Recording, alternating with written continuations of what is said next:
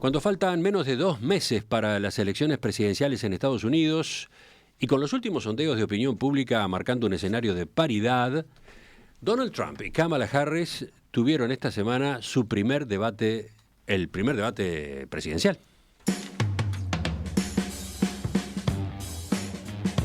En ese encuentro se abordaron temas muy diversos, pero dentro del bloque económico se puso énfasis en el impacto que las propuestas de los candidatos pueden tener sobre las finanzas públicas de ese país. La necesidad de actuar sobre el desequilibrio fiscal ha sido un gran ausente en esta campaña electoral, pese a las advertencias que vienen haciendo los analistas internacionales sobre esta cuestión. La revista The Economist, por ejemplo, titulaba en una de sus columnas recientes: la perspectiva fiscal de Estados Unidos es desastrosa, pero olvidada. Bueno, con esos antecedentes nos pareció que convenía dedicar el análisis económico de hoy a pasar en limpio. ¿Cuán grande ha sido el deterioro en las cuentas públicas en este último tiempo? ¿Qué margen de acción tendrá el próximo gobierno que asuma? Para eso estamos con el economista Matías Consolandich, gerente en la consultora Exante. Matías, ¿qué tal? Buen día, ¿cómo estás? Buen día, Romina. Emiliano, ¿todo bien? ¿Ustedes? Muy bien. Matías, a ver, si te parece, empecemos por los grandes números. ¿Cuál es el nivel de déficit fiscal en Estados Unidos? Bien, a ver, Estados Unidos cerró el año pasado con un déficit fiscal que fue de 6,3 puntos del PIB. Ese es un valor, la verdad, altísimo para lo que fue su historia, ¿no? De hecho, es el número más alto desde la Segunda Guerra Mundial para acá, si uno excluye los registros que tuvimos entre el 2020 y 2021, después del COVID, digamos, o en los años posteriores a la crisis del 2008. También es un valor alto en una comparación con otros países, aunque esa comparación no siempre es muy adecuada, digamos, porque el dólar cumple un rol fundamental en los mercados, también los títulos de deuda americana cumplen ese rol. Eso le permite a Estados Unidos sostener niveles de déficit que son más elevados de lo que podrían tener otros países normales, digamos. En cualquier caso, el desequilibrio es relevante y se ha venido profundizando en la última década. Eso le valió una rebaja en su calificación crediticia por parte de Fitch el año pasado y está despertando temores sobre la sostenibilidad de las finanzas públicas y sobre la trayectoria alcista que está mostrando la deuda pública en Estados Unidos. Matías, ¿y a qué obedeció ese deterioro de las cuentas públicas en los últimos años? Por un lado tuvimos un mayor nivel de déficit primario, ¿no? Esto es el resultado antes del pago de intereses. Entre 2014 y 2018 el déficit primario fue de entre 1,5 puntos y 2 puntos del producto. En 2023 ya era de 3 puntos del PIB.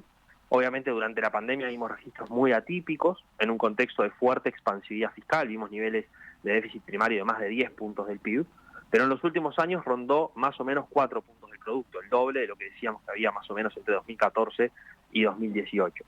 Ese deterioro del resultado primario vino asociado a un incremento sostenido del gasto de la administración federal con relación al PIB y a un nivel de recaudación tributaria menor ante recortes de impuestos que podemos volver más adelante sobre eso, digamos. El segundo elemento relevante para explicar el deterioro reciente es el aumento en la carga de intereses de la deuda pública. El pago de intereses como proporción del producto pasó de 1,6% en 2020 a 2,4% en 2023. No veíamos una carga tan grande de los intereses desde fines de la década de los 80, cuando en ese momento se hicieron necesarias medidas de ajuste fiscal bien importantes para cortar con esa dinámica. Matías, ¿ese aumento de la carga de intereses se debe a que se tuvo que tomar más deuda pública para financiar el déficit?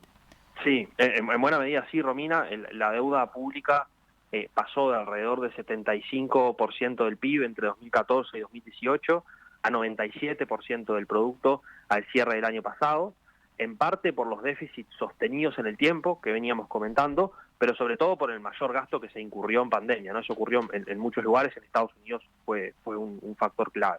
Un mayor nivel de deuda supone una mayor carga por pago de intereses, claramente, pero también lo otro que pasó fue que aumentó fuertemente el costo de financiar esa deuda, porque las tasas de interés subieron en los últimos años en un marco en el que la Reserva Federal tuvo una política monetaria contractiva para combatir la inflación, que comentamos varias veces en el programa. Eso hizo que tomar deuda fuera más caro. mirando hacia adelante, la Oficina Presupuestal del Congreso presentó algunas estimaciones pasivas, digamos, sobre la trayectoria que seguirían las cuentas públicas si no se hicieran ningún cambio, digamos, de política fiscal, y estimaron que en los próximos 10 años la carga de intereses aumentaría a 4 puntos del producto y que la deuda pública superaría los 120 puntos del PIB. De ahí, Romina, la necesidad urgente, digamos, de actuar sobre el desequilibrio fiscal. Sí. Sin embargo, un eventual ajuste fiscal no ha estado presente en la campaña, ¿no? Y, por ejemplo, ciertamente no estuvo presente en el debate, en ninguno de los dos candidatos, ¿no? Nadie lo mencionó. De hecho, las acusaciones giraban más bien en torno a, bueno, cuál de los dos programas iban a empeorar aún más la situación fiscal, ¿verdad? Claro, eso fue así porque, digamos, porque las iniciativas de ambos candidatos en realidad ponen mayor presión a las cuentas públicas. En el caso de Trump, la medida central de política fiscal es extender los recortes de impuestos a la renta de personas físicas que entraron en vigencia en su presidencia pasada y que vencen el año que viene. Según estimaciones, extender esos recortes tiene un costo promedio más o menos equivalente a 1,3 puntos del PIB por año, y a eso habría que sumarle que también se plantea una nueva rebaja del impuesto a la renta corporativa y exoneraciones a otros impuestos, digamos, a la seguridad social. Si bien el Partido Republicano plantea mitigar esa renuncia fiscal con recorte del gasto público y con ingresos derivados de nuevos aranceles y de un mayor crecimiento alentado por la rebaja tributaria, eso la verdad que no parece, digamos, muy plausible, Romina. ¿Y por qué sería difícil compensar esa pérdida de ingresos de ese modo, Matías? Desde el lado de los ingresos, porque las propuestas proteccionistas de Trump, sobre las cuales podemos volver en algún otro momento, van a generar una recaudación acotada. Los ingresos por aranceles en Estados Unidos son una porción francamente muy pequeña de lo que es la recaudación total del fisco. Por otro lado, la idea de que menores impuestos se recuperan con mayor crecimiento económico, la verdad no tiene mayor sustento en la evidencia empírica. Y además, otras propuestas de la plataforma de Trump, como por ejemplo la deportación masiva de migrantes, probablemente va a tener efectos negativos sobre la actividad económica y por ende sobre la recaudación. Y en lo que hace a la reducción del gasto público, la verdad es que este ha mostrado ser extremadamente rígido, ¿no? El gasto total del gobierno federal en Estados Unidos son 23 puntos del PIB, más o menos. De eso, algo más de 2/3 se compone de gastos que son no discrecionales y por tanto, digamos, no pueden ser modificados por voluntad única del Poder Ejecutivo. Además del gasto discrecional, la mitad es gasto en defensa, que sabemos que es una partida que resulta siempre muy compleja de reducir desde un punto de vista político en ese país. Por tanto, el gasto más discrecional, sobre el cual en general actúan las administraciones, totaliza solo 3,4 puntos del PIB. La propia experiencia de la administración previa de Trump mostró que ese gasto no se pudo reducir de un modo sustantivo. Y en el caso de Harris, ¿también las propuestas conducen a un incremento del déficit? También, sí. Es cierto que hay un conjunto de medidas que apuntan a aumentar los impuestos.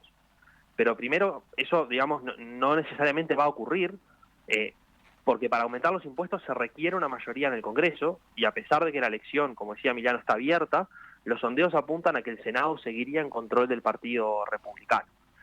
Además hay que tener en cuenta que también hay gastos incrementales comprometidos en otras promesas de campaña, típicamente en lo que refiere a políticas sociales, políticas de inversión en infraestructura. En el debate, Harris hizo referencia a que el plan de Trump sería peor que el suyo para las cuentas públicas, y en eso probablemente tenga razón, o al menos así lo plantean las estimaciones que circularon en estos días.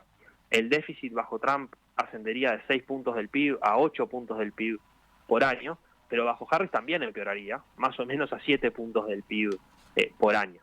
En definitiva, Romina, parece haber diferencias claras en el foco de la política fiscal, ¿no? Trump propone menos impuestos e introducir nuevos aranceles, mientras que Harris propone aumentar los impuestos en los sectores de ingresos más altos y destinar recursos a personas de ingresos más bajos. Si bien cuantificar el impacto de todo esto es algo complejo, ambos enfoques aumentarían a priori aún más el nivel de déficit fiscal, que como decíamos ya es alarmante. Matías, para terminar, ¿qué cabe esperar en este contexto entonces? Si no se procesa ningún ajuste, ¿cómo se asegura la sostenibilidad de las finanzas públicas en Estados Unidos? A ver, resulta claro que el déficit fiscal va a condicionar la agenda del próximo gobierno, eso es así, independientemente de quién gane. Es cierto que no parece haber una vocación por ajustar las cuentas públicas, pero la historia nos mostró que en episodios similares en el pasado, tanto demócratas como republicanos terminaron priorizando la responsabilidad fiscal. Por ejemplo, George Bush padre, digamos, republicano, dispuso contra lo que fue su eje del discurso electoral en campaña, aumentos de impuestos a inicio de la década de los 90. Del mismo modo, durante la presidencia de Bill Clinton, que fue demócrata, digamos, se redujo el gasto público en 3 puntos del PIB. Por lo tanto, no debemos descartar que el ajuste igual lo termine procesando quien vaya a ganar en noviembre. Para estabilizar el ratio deuda-PIB se requiere un déficit primario de no más de 1 punto del producto. Decíamos que actualmente está en 3 puntos del producto. Otra alternativa al ajuste fiscal podría ser una salida inflacionaria, digamos. Sin embargo, a nuestro juicio estamos lejos de una salida inflacionaria al problema fiscal en Estados Unidos. La Reserva Federal probablemente defenderá su independencia, defenderá su objetivo de inflación. Nos resulta difícil concebir que termine ganando la dominancia fiscal, digamos. Los niveles de inflación requeridos para licuar la deuda probablemente son intolerablemente altos para la ciudadanía, y tampoco estamos viendo hoy una presión de los mercados sobre el financiamiento de Estados Unidos, que al final también podría ir por ese lado. Matías, gracias por este análisis sobre el alto déficit fiscal en Estados Unidos y cómo condicionará entonces la agenda del próximo gobierno. Volvemos a conversar con ustedes la semana que viene. Un abrazo. Un abrazo, muchas gracias. Chau, chau.